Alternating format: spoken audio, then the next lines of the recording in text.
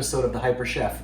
Tonight we're going to do poached cauliflower and pan roasted carrots. So your basic cauliflower, they come white, they come green, they come orange, they come purple. Everyone has different vitamin properties, but they're all good for you. What we're going to do, this is a fast and easy dish. What we're going to do is we're going to take the core off the bottom of the cauliflower, and we're going to leave it intact. Oh, man down. As usual, I always drop something. All right, so that is it. That is all the prep we need. Now we're going to take our pot, and we're going to put some olive oil on the bottom. All right, you want a pot, you can take it out easily. There you go, just some olive oil along the base. You're going to turn it on. Come on. There we go. And you're going to sit your cauliflower in it. Okay? Now, you're going to hear a sizzle. As soon as you hear a sizzle, here's what we're going to do. We're going to season it. We're going to put chicken stock in. We're going to put some seasoning on the dry spot on top, and we're going to then put the lid on. Then you're going to let it cook almost completely all the way down. If it's not fork tender in the center, you can add water or whatever to keep it going. I use a full container of stock. I happen to have one in the fridge that was partially used, so waste not, want not, especially in these times. So we're going to start with that. While I'm waiting for that to heat up, I'm going to season the top. I'm going to put some kosher salt on the top. Gotta put some black pepper.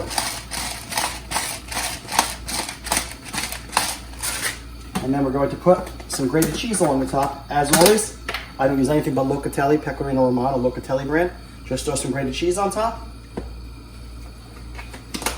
And now, we're going to wait for a second. We're gonna wait for that to start to sizzle.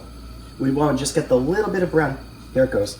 You wanna get the little bit of browning on the bottom before you start it, but you don't want it to burn, because if you burn it, it will affect the flavor of everything, especially if you stir in the stock. All right, it just started to sizzle. I'm going to pour in chicken stock, the whole container.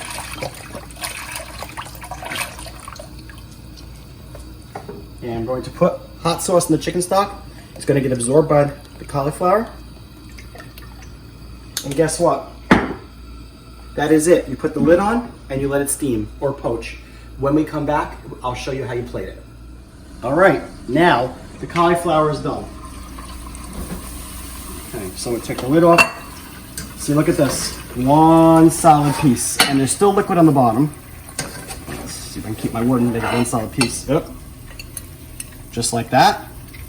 Now, what I normally do is I'm going to take and I will put a little bit of the juice in with it and let it sit in the juice. And that is ready to serve like that. You put it on the table, you split, everybody takes a little piece off, and I like to serve it with some hot sauce on top, so I put that on my plate. And there you have it. Enjoy. Okay, so now we're going to do our pan roasted carrots. The beauty of this dish, there are next to no ingredients in this dish, and people will think you either put brown sugar or orange juice in it. It caramelizes slowly. It's the healthiest dish. It's olive oil, onion, salt, pepper, carrots. There is nothing complicated about this. As you can see, I already sliced up a Vidalia onion, otherwise known as a sweet onion or a Spanish onion, in watermelon wedges, and I separated them with my hands. I also have cut up my carrots. That's one full bag of carrots. I left 2 carrots whole so you can see how you cut them. I already peeled them and cut the ends off. You have to hold with your finger. This is the hard part. Get it down like that. Put the flat side down and just make yourself some sticks. They will cook down. Trust me, they will cook down to nothing. Matter of fact, you know while I'm doing this, I'm gonna put the heat on so it starts heating up. And we have 2 more here to do. And you use your judgment. If it's a really skinny carrot, you don't need to do it in 2s. If it's a really fat one, you can do it in 3s. Just use your judgment. Sometimes if the base or the bottom part is really small, I won't even cut it in half again. And that, as they say, is that. That's how simple that is. This one's really big, so I'm gonna do it twice.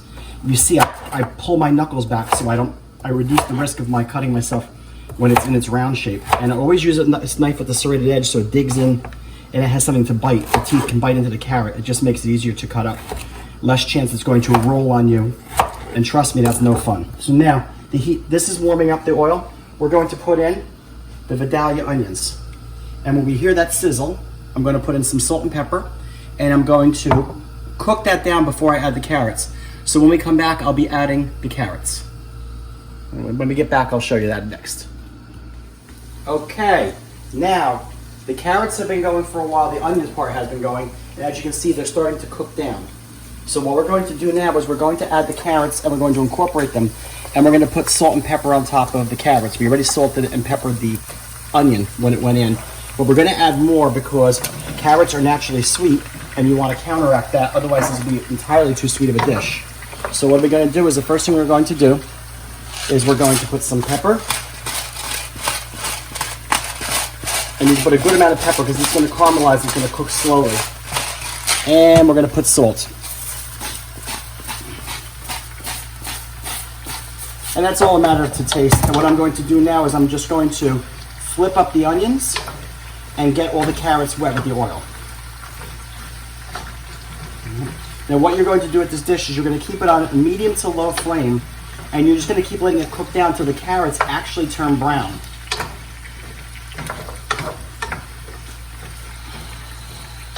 And then we're going to take the lid off and then I'll show you how we platter it. The other part of this too is you can do this the day before for a holiday and just reheat it the day of. I prefer to pan reheat it as opposed to microwave, but you can do either, whatever works for you. We're putting the lid on, and when we come back, we will then show you how these are plated. Okay, now the carrots are done. Take a look. See, they're all caramelized down. See how nice and beautiful that is? There is nothing else added to this. This is nothing but the carrots, the onion, the oil, the salt and pepper. This is not a bunch of oil on the bottom. These are the juices that came out of the carrots because we cooked them slow. So now we're going to turn the heat off. Here's how we platter them. You put them on a nice platter. They make a beautiful presentation.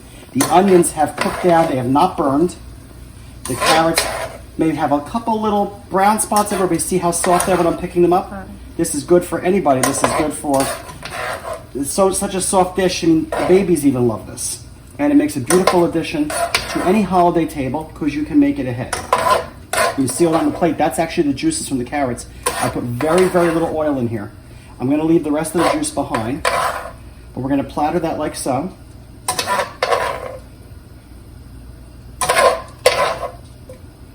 Don't want to waste any of this. This was one store bag of carrots. So it was not a big recipe. When I'm having a lot of people, I'll do a 5-pound bag. I'll do 2 bags. It's a lot of peeling and a lot of chopping. But other than that, it's fantastic. All right. I've gotten the majority of it now. And that goes right to the table like that. And as we like to say here on this show, mangia con buon gusto.